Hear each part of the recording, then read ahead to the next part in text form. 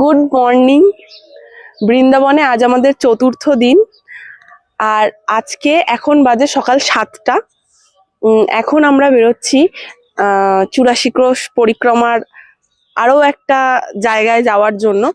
তো এতদিন 4 দিন আমরা বৃন্দাবনে এসেছি, 4 দিনে আমরা কিছু কিছু জায়গা তো দর্শন করেছি যেগুলো 84 ক্রোশ পরিক্রমার মধ্যেই পড়ে, কিন্তু আজ আমরা যাব আরো অনেকটা দূরে। আজকে আমরা যেখানে যাব সেই জায়গাটা 84 ক্রোশ পরিক্রমার একদম শেষ দিনেই করা হয় বললেই চলে, কারণ সেটা একদম রাজস্থান বর্ডারের মধ্যে পড়ে।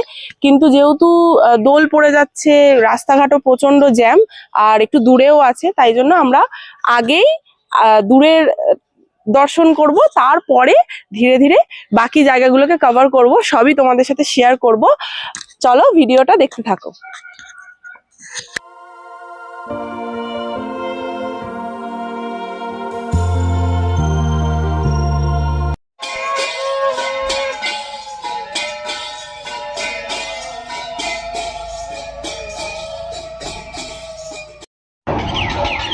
এটা হলো আজকের আমাদের প্রথম দর্শনীয় স্থান, দিঘের রাজবাড়ি। এইখান থেকেই আমরা আজকের যাত্রা শুরু করব। চলো দেখে নি ভিতরটা কেমন।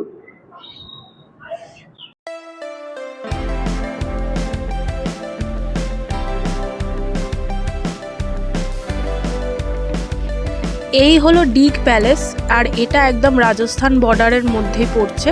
মানে রাজস্থান বর্ডারটা পেরিয়ে এটাই ফার্স্ট দর্শনীয় স্থান বলতে পারো।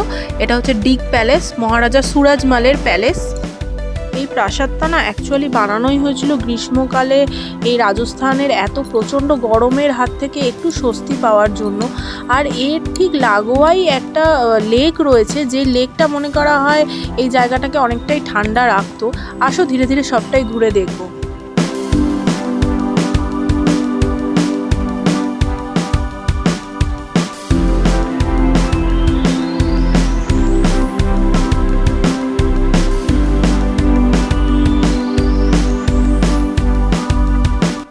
এই জায়গাটা না লোকালি জলমহল নামেও পরিচিত, কারণ যেহেতু গ্রীষ্মের গরমের জন্য এটা বানানো হয়েছিল, তো এটা জলমহল নামেও পরিচিত। আর এই প্রাসাদটার প্রাঙ্গণটা, মানে এই যে গার্ডেনটা বলতে পারো, এতটাই সুন্দর আর শান্তিপূর্ণ বলা যেতে পারে। আর পুরো বাগানটা জুড়ে কিন্তু এই দেখো, এই যে দেখতে পাচ্ছ সামনে কত ফোয়ারা রয়েছে। এই প্যালেসটার গার্ডেনে প্রচুর ফোয়ারা রয়েছে, সেটাও তোমাদেরকে দেখাবো। এই ফোয়ারাগুলোর জন্যও কিন্তু এই প্যালেসটা খুবই বিখ্যাত। এখানে রূপসাগর আর গোপাল সাগর হ্রদ নামে দুটি জায়গা থেকে জল সরবরাহ করা হতো।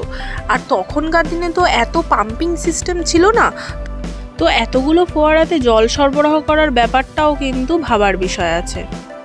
এই যে সামনে যে প্যালেসটা দেখছো, এর সামনে কিন্তু এই যে বারান্দাটা, এই লেকটার কাছে যে বারান্দাগুলো করা রয়েছে, প্রত্যেকটা প্যালেসে কিন্তু এরকম বারান্দা করা রয়েছে ওই লেকের ঠান্ডা হাওয়া খাওয়ার জন্য। আর গার্ডেনটা তো দেখতেই পাচ্ছ কতটা সুন্দর, গাছে একদম ভরা আর সুসজ্জিত যাকে বলা যেতে পারে।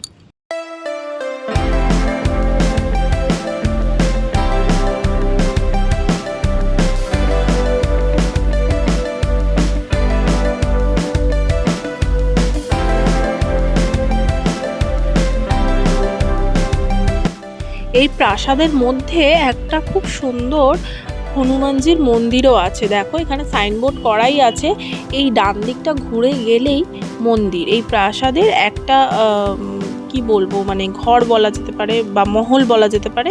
তার মধ্যে এই যে গেটটা সামনের, এই গেটটার ভিতরেই মন্দির আছে। এসো দর্শন করি। খুব সুন্দর একটা হনুমানজির মন্দির আছে, দেখো। চলো ভিতরে চলো, দেখাচ্ছি।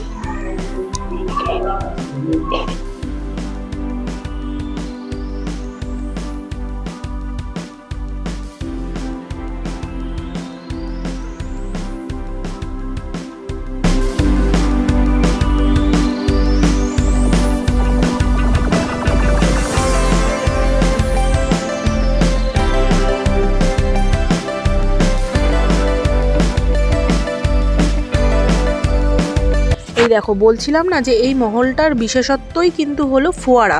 তাই দেখো এর পিছন দিকটা, মানে এই জায়গাটাতেও কতগুলো ফোয়ারা আছে। আর এখানে আমরা ঘুরতে ঘুরতে হঠাৎ একটা ভুলভুলাইয়ার মধ্যে পৌঁছে গেছিলাম আর কি। তো ভিতরটা একটু ঘুরে দেখেও নিলাম।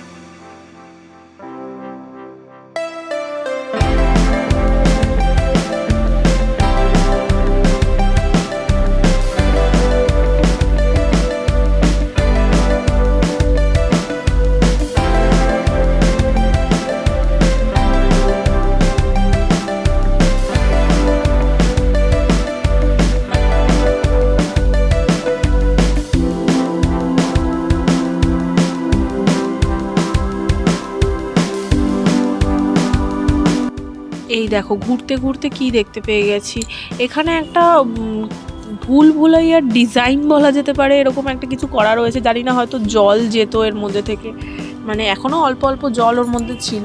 যাই হোক, গার্ডেনটা দেখো কত সুন্দর, ভীষণ সুন্দর। এখানে পুরো পরিবেশটাই ভীষণ শান্তিপূর্ণ, এলে একটা খুব সুন্দর অভিজ্ঞতা হবে।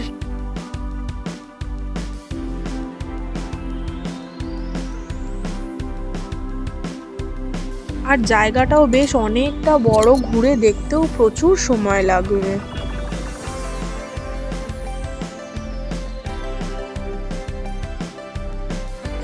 আর এখানে আমরা আবার আরেকটা ভুলভুলাইয়া আবিষ্কার করে ফেলেছি, আর যার মধ্যে এখন ঘুরে ঘুরে দেখছি। এখানকার পাথরগুলো কিন্তু খুব ঠান্ডা, মানে সত্যি গ্রীষ্মকালে এখানে থেকে হয়তো খুব স্বস্তি পাওয়া যেত, কারণ পাথরগুলো একেবারেই গরম হয়নি, পাথরগুলো ভীষণ ঠান্ডা রয়েছে এই এত গরমেও। তাই জন্যেই হয়তো এই জিনিসটা পুরো, মানে এই পুরো মহলটা বানানো হয়েছিল গ্রীষ্মকালের কথা মাথায় রেখেই, সেটা এসেই বোঝা যাচ্ছে এখানে।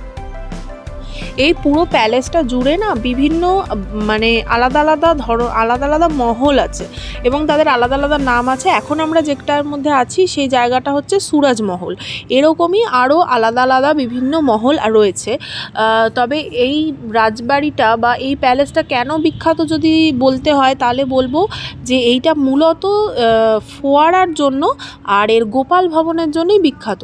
এইটা যেহেতু গ্রীষ্মকালীন আবহাওয়ার কথা মাথায় রেখেই তৈরি এই প্যালেসটা, তাই জন্য দেখো পাথরগুলোও কিন্তু ভীষণ ঠান্ডা রয়েছে। এই এত গরমে পাথরগুলো কিন্তু একদমই গরম হয়নি, তো সেইভাবেই তৈরি। আর সেই গরমের আবহাওয়াটাকে একটু কন্ট্রোল করার জন্যও কিন্তু এই মহলটা জুড়ে প্রচুর ফোয়ারা রয়েছে। এই যে দেখো, এই ফোয়ারাগুলো কিন্তু এখন বন্ধ, কিন্তু সে সময় এই ফোয়ারাগুলো কিন্তু চলতো। আর সে সময় এই প্যালেসের জল সরবরাহের ব্যবস্থা এমনই ছিল যে কোনো পাম্পিং সিস্টেম ছাড়াই এই ফোয়ারাগুলো কিন্তু চলতো।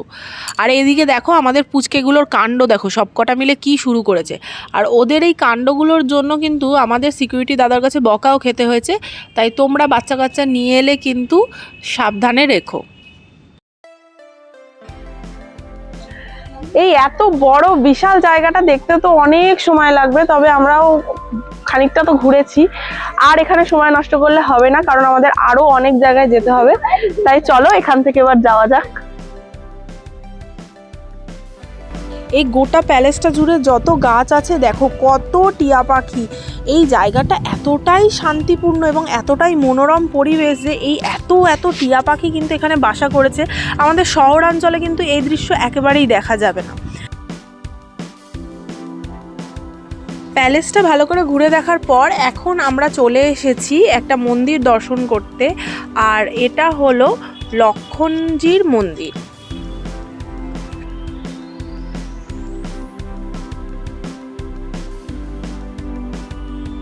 এসো ভিতরে গিয়ে দর্শন করি।